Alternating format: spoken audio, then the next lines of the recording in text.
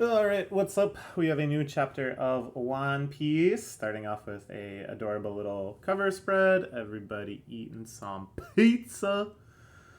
Everybody loves to eat pizza. Look at Luffy eating pizza, look at Usopp eating pizza, so on and so forth. Even the big flamingos eating pizza. And it looks like in the back, big boy Jinbei helping out with Sanji, making the pizza that everyone's going to eat. How lovely. Jinbei recently won a big Twitter contest. If you know, you know.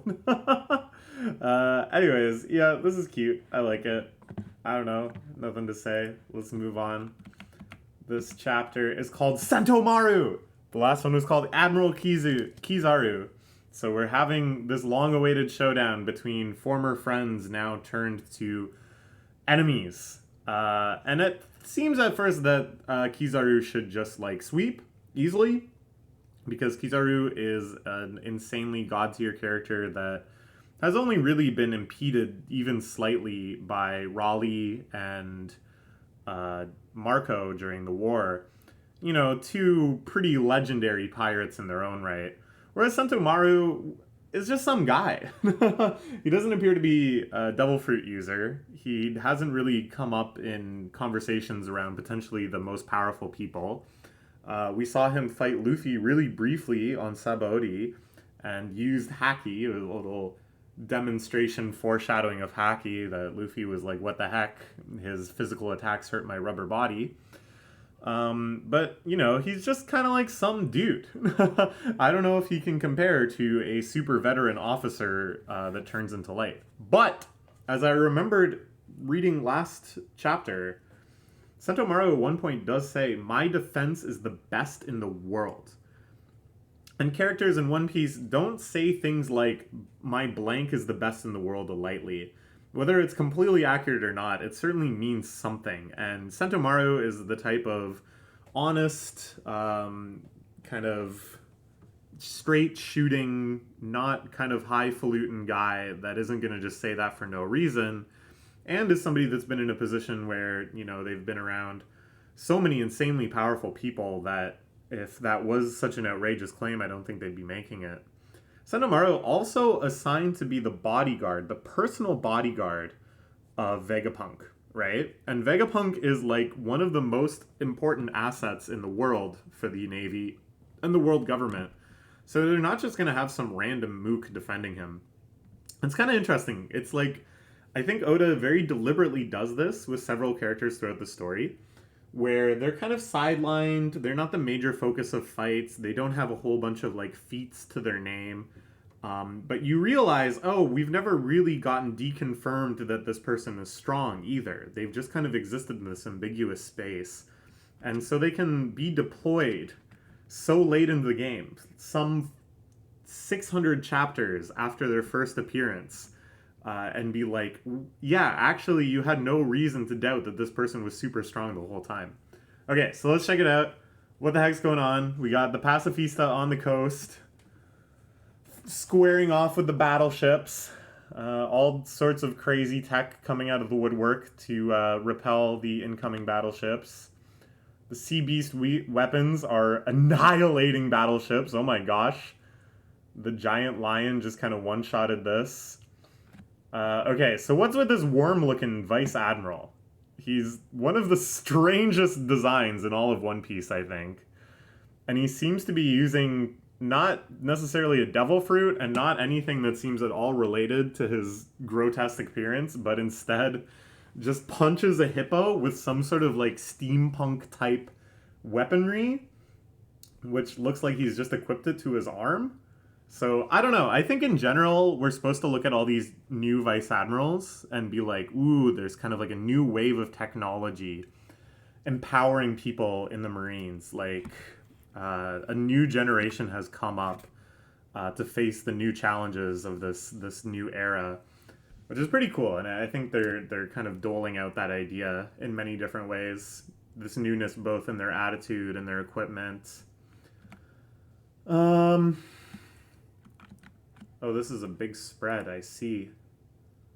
Hugely wreaking havoc. This Vice Admiral is so friggin' cool. They're making landfall. squaring off against the Pacifista. It's the Navy against the Robo Sea Beasts. Usopp watching on video Denden Mushi. Sentomaru leading the Pacifistas. The island's defenses are utterly impenetrable. Okay, this is the problem though, is that we know on the ship there is one of the 5 elders. And yet nobody else knows. So they've gotten themselves in this position where they really think they're at an advantage and there's going to be a major tide turn in the battle. And what I'm predicting more and more is that we're going to be left with Egghead Island annihilated, not usable as a resource anymore. Maybe all of the Stella besides Vegapunk himself get wiped out.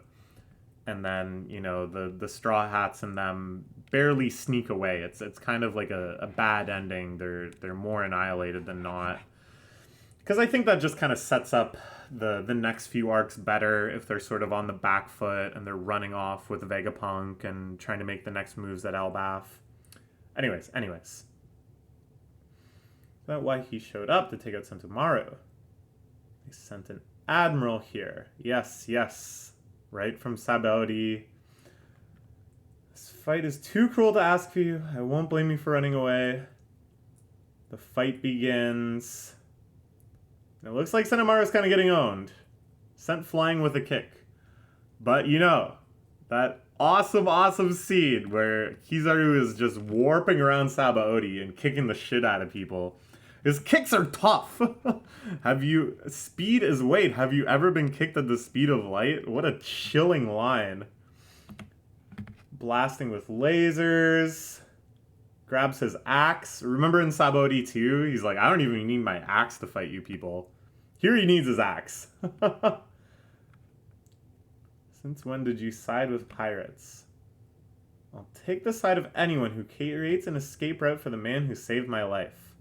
Ooh, and here we get the Sentomaru flashback. I was really hoping for this. First off, a little note. It looks here like Sentomaru probably is attacking with Haki. I don't think he's dumb enough to think just normally swinging his axe will work. But Kizaru is actually like proactively dodging by splitting his body in half, shifting into pure light or whatever. Anyways, yeah, the Sentomaru flashback. As just a precious little baby, Sentomaru beating up bears. Hate the villagers. They're so weak, I ain't going back there. So tough. I don't even get hungry, but I still want a job. I want money. Interesting. Okay, so Vegapunk and a young Kizaru were sent by these villagers to go hunt bears. I have no idea why someone who already must be some... This looks like Mad's era, so he's already some leading scientific figure, Vegapunk. And Kizaru must be working his way up the military ladder already. I don't know why they're being sent out to hunt bears. I don't know what kind of excursion they were on, but it seems like for a while they were just setting up camp on this island. Because we saw the other scene, too, of them both marveling at Kizaru's light powers in, like, a tent. They're roughing it somewhere. I'd like to be my bodyguard. Okay, so this is how it was happened. It wasn't that Sentomaru was assigned by the world government. Vegapunk just decided to hire him. I taught you everything I could, young Sentomaru. Woo, and he lands a hit on Kizaru, but it's not enough. See, this is the thing, is that we've never really seen Kizaru get hit that much. The worst that happens is that his attacks get, like, interrupted, and he gets kind of knocked back. But this is one of the first times he's actually had, like, a pained, like, selling reaction. He gets knocked in the jaw by the sumo strike, which is just sick. My defense is just as tough as yours. And then laser nuke. Pacifistas, now that your control tower is unconscious, there's a chain of plans. Help the naval battleships sink the sea-based weapons. Okay. So, Sentomaru was preempted. Yeah, and this makes sense from St. J. Garcia, Because there is the possibility that they could have recovered the Sea Beast weapons and reprogrammed them. But this makes sense that the pacifistas are a much more valuable resource than gigantic weird animal robots. Instead, these just like one-man armies that you can deploy everywhere. Okay, so this is bad. I thought this would happen later. I thought we would have more of like good guys winning, and then Saint Jerry Garcia usurps the control of the pacifistas, and then major switch in the tides. Honestly, I was kind of hyping myself up to see Sentomaru not outright beat Kizaru, but able to hold him back. But not quite. Sentomaru's down. Can't let Sentomaru's sacrifice go to waste. Kizaru's light himself. He'll pass right through the laser barrier. Is it time? Luffy versus Kizaru? Like, the thing is, nothing's off the table anymore. We are in the final saga. And Luffy is now strong enough to beat Kaido.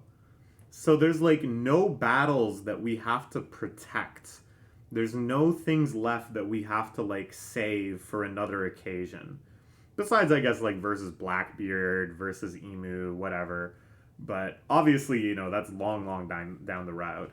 So before, whenever we would see this sort of situation, it would be like, oh, how is Luffy going to get out of this one? But now it's just straight up, is it time to fight Kizaru? Is it time? He's coming in here. But he totally wiped the floor with us years back.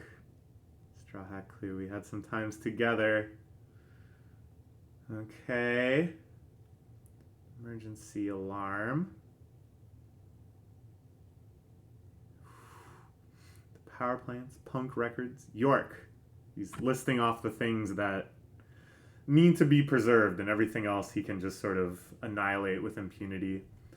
By the way, just love the design of all of Egghead. It's a shame that we're not going to spend more time here just doing adventures, because just this weird mix of like Vegapunk's personal taste and decoration, and then all the really futuristic stuff, and just that kind of like Astro Boy era futurism. I just think is such a lovely, exciting aesthetic, and they've captured it so well here. Anyways, yeah, I wanna see Luffy versus Kizaru. Checklist to be eliminated. Dr. Vegapunk. Run away, Luffy. You don't have to anymore. It could be time. Uh-oh. And then Rob Lucci makes his move. Stussy blocks the triple agent, stops the finger pistol. What the heck?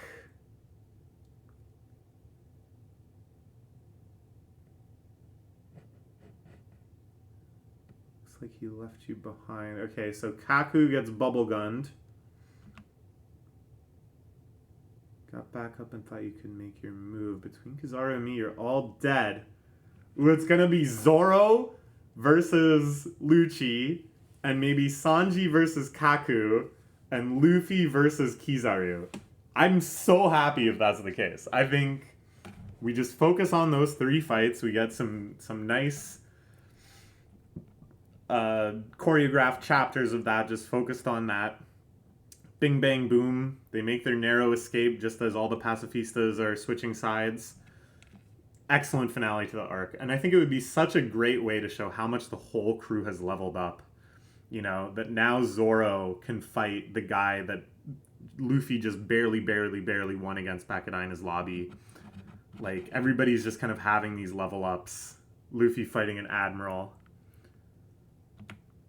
Yeah! Let's go! And he's still fighting his friggin' Astro Boy boots. Compared to 2 years ago, we're 100 times stronger now. Yes, yes. Full on Luffy versus Kizaru. I'm so excited. This is going to be such a crazy fight. Alright. Let's look forward to next week. I hope there is not a break next week. I'm so excited. Okay, bye-bye.